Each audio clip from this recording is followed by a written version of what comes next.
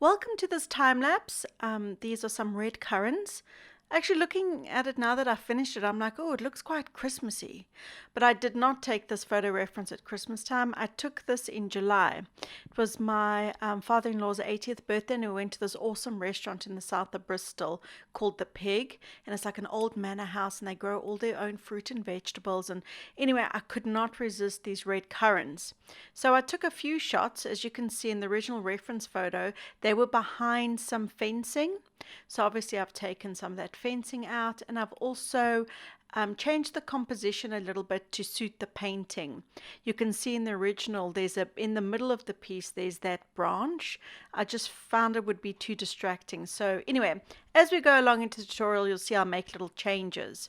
I'm working on the Pastelmat paper here in the brown color, and I've gone in with the mixture of Mount Vision and Sennelier. So as you can see, I've chosen to make this blue of the sky a lot more prominent than what it is in the original photograph. I just loved the color, like a turquoisey blue with the red. I thought it would just work really, really nicely. So I keep bashing my camera, so it's all very wiggly woggly. So making sure that my background at the top there is got smooth edges, no harsh lines in the background, otherwise that's going to bring it forward. I want to keep the background in the back. So I'm working on the third bunch of red currants in this painting, which I actually end up taking out because I felt like they were just flying in the air. They had no grounding, so they looked really odd. So you'll see later on that I actually take them away. But I started with the red currants using a mixture of the Terry Ludwig darks and some Sennelier reds. I don't have a lot of reds. Reds is something I struggle a little bit with pastels. I've got quite a big collection, but I always can't seem to find the red I'm looking for. So I tend to use a whole array of all the different reds I have together. So I've got a lot of pastels out. A lot of reds, and as I said, this is a little Rembrandt, using from Rembrandt to Sennelier, Unison, you name it. I am picking out any reds I can see, reds or orangey reds. Yeah. So I'm just kind of feeling out to see how am I going to do these currants that are more in focus. And I'm using a mixture of grays, purples, reds. And those are the two little Sennelier sets that I was using for that. It's the portrait set and then the 30 half stick sets. Really good half stick sets, because then you can get, double the amount of color for your money. Obviously the sticks are smaller, but still, I like a variation in color. So right now it looks like a big fat mess, which it was until closer to the end, where suddenly the whole painting comes together. But I'm just putting in this leaf. I'm using a lot of Sennelier greens. I love the Sennelier greens for foliage.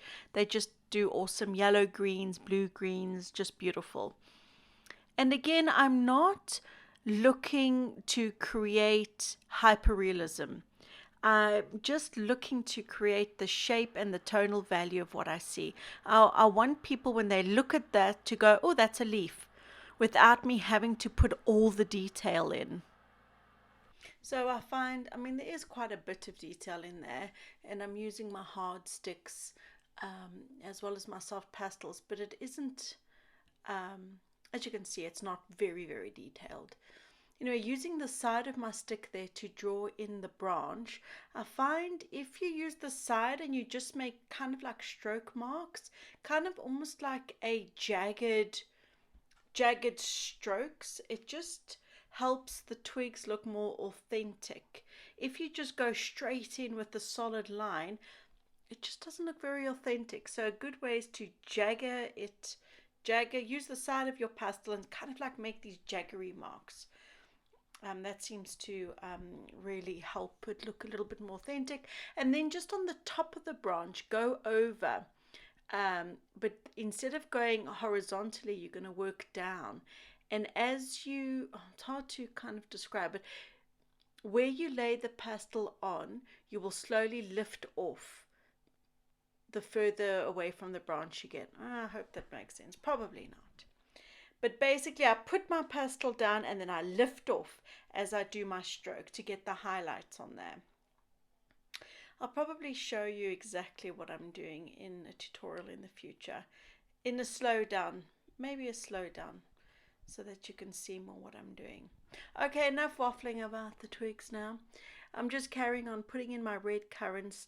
I'm typically working as normal from dark to light.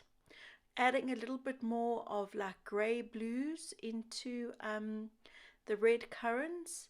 I mean, you look at these and they were red. I mean, beautiful, beautiful red. But if you look a little bit around the highlights and you actually just stop and really look, you'll see a little bit more like purpley grays in the skin. So that, of course, I then add that into the actual painting itself.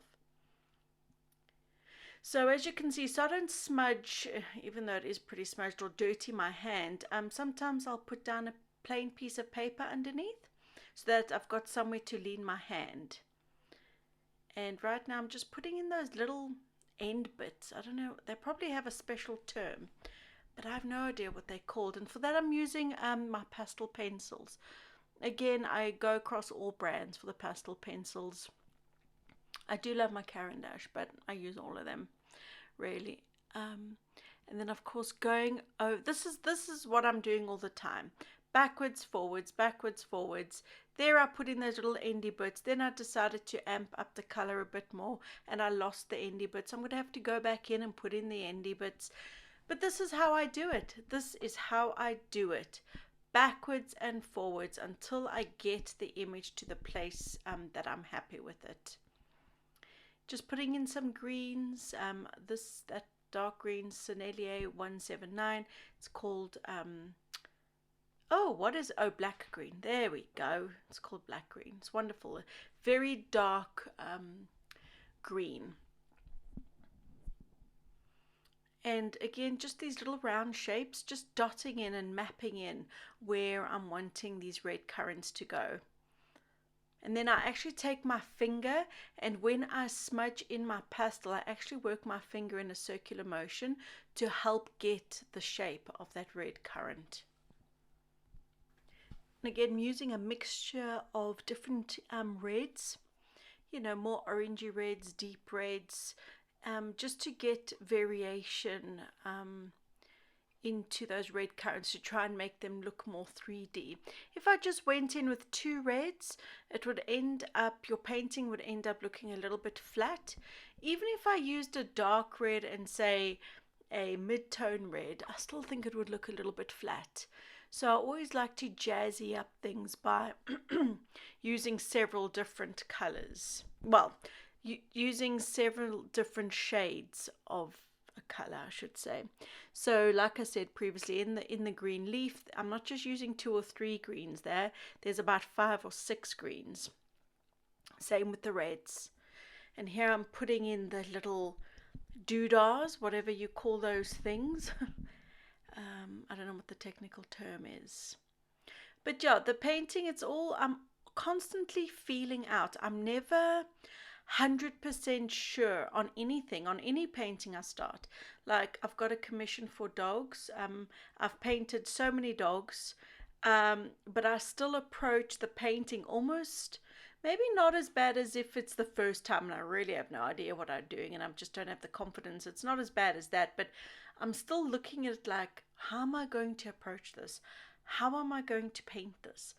What colors am I going to choose? What am I going to change to make the painting look better compared to the reference photo? And the best way to describe it is I feel my way around the painting. It's exactly the same. It doesn't matter how much fruit I've painted, I'm always feeling my way around, and that's what I love about pastel. It's so forgiving. If you don't like something, you can just change it. If you don't like the mark that you've put down, it's very easy. If you're working in light layers, by light I mean you're not too heavy-handed putting the pastel onto the paper. You're using a light touch. You can erase mistakes, go over mistakes.